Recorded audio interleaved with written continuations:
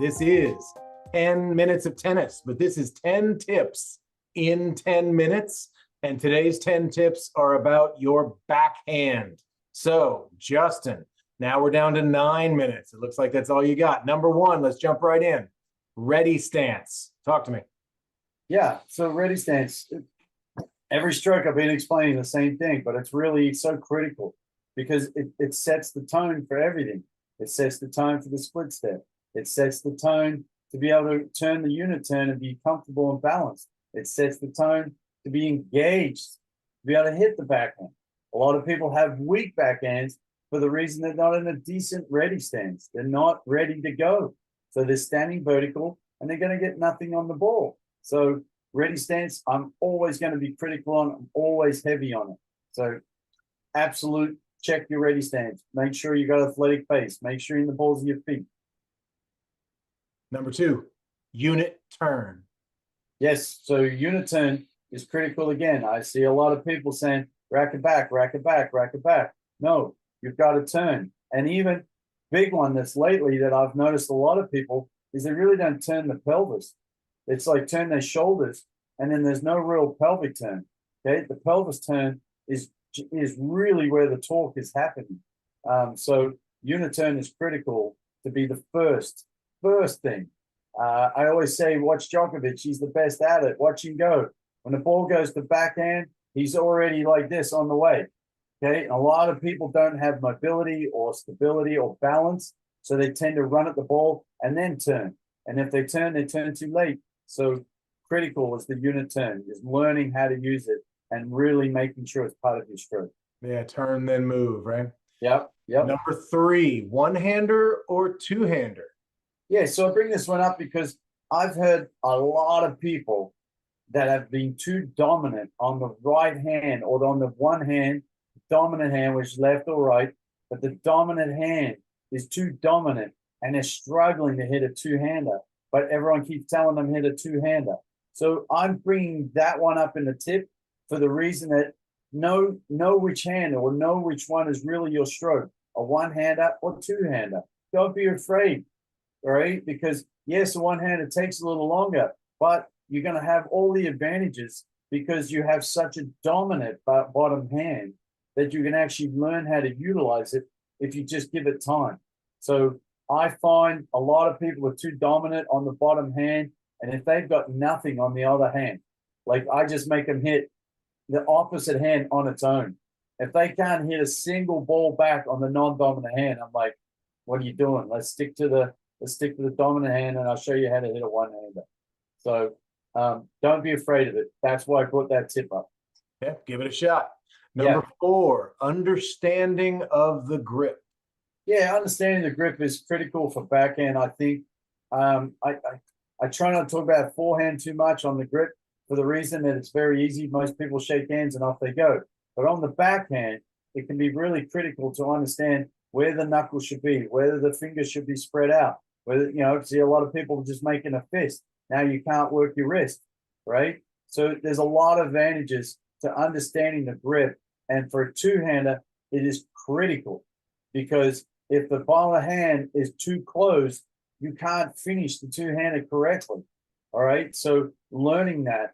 There are a lot of plays. Agassi was one of the first that he could almost hit with his forehand grip on the two-hand because sometimes it was quick and he didn't have to change grip because he was all dominant the other hand.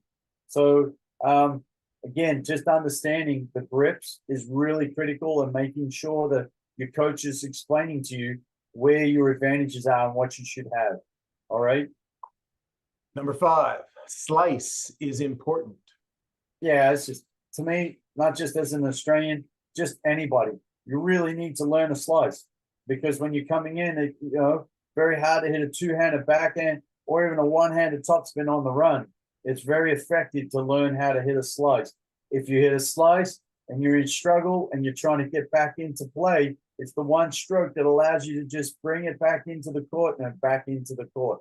All right, so slice backhand, absolutely critical for me to use. And slice return, you'll hear me in a week. I'll be talking about slice return as well. Very critical. Be able to try to make it happen. And number 6, non-dominant hand is critical. It sounds like there's a theme here. Yeah, again, it steadies the racket. It allows the grip tension, right? It allows you to make sure that you're not too tight, that you can snap through it.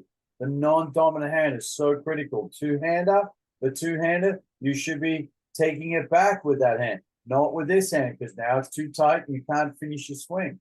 Okay, so non-dominant hand is constant for one-hander and two-hander. One-hander, when he pulls it back, he's helping the grip change. He's helping lock it in and ready to unleash on the one-hander.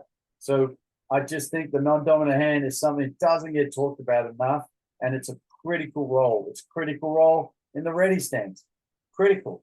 Because if it's here, it's got nothing. You're actually tight. You're sitting down in your heels. If it's here, you're actually getting ready to go forward and meet the ball. So non-dominant hand to me is a big one.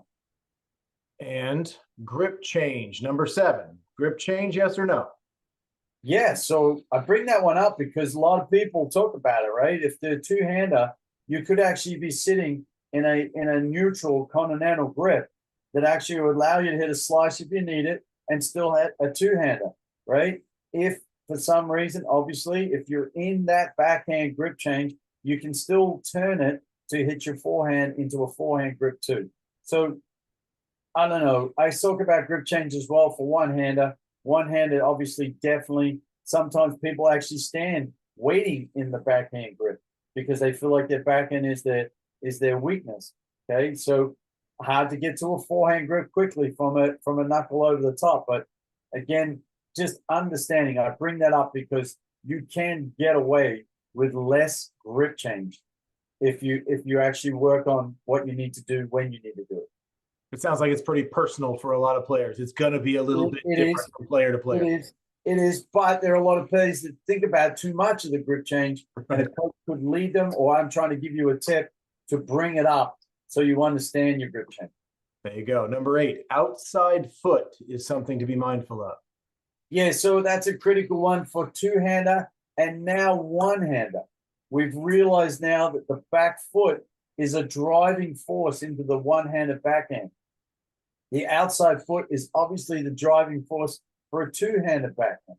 You shouldn't be leaning into it and just turn. You're actually turning and trying to put the weight into the outside leg to drive and help rotation, especially the angular rotation of a two-hander. So it is critical for both, and it's probably the one thing that doesn't get talked about for both of them. I can't stand seeing someone be taught how to step and then hit the ball. We should be working on unit turn, loading, and then you can finish with your step. So outside leg can help that. And I'm just giving you the tip that if you cross step too much and you're too close, I'm giving you a tip. Focus a little bit on the outside leg or the other foot so you can start to drive and help rotation. And not to ignore the forehand return, but you've got something specifically about the backhand return. Yeah, backhand return, I just bring it up because we're talking backhand. And backhand, usually people will talk about, that's my weakness, that's my weakness. Backhand return is my weakness. Actually, it could be your strength because if you can actually practice it more and get your ready stance correctly, understand your grip change, understand what your non-dominant hand's doing, understand the slice return versus a top spoon return. If you practice it enough, you can have strength on both sides.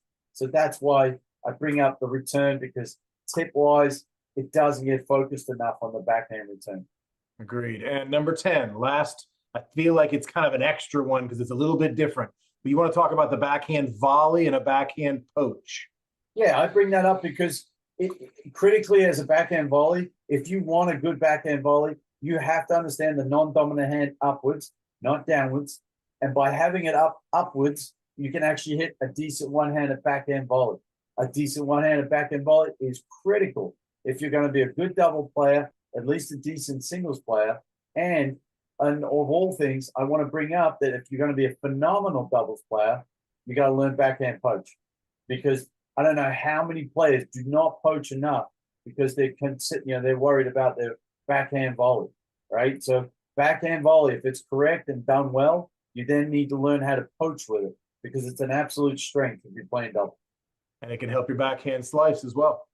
100%. 100%. Great introduction to our 10 tips for slices.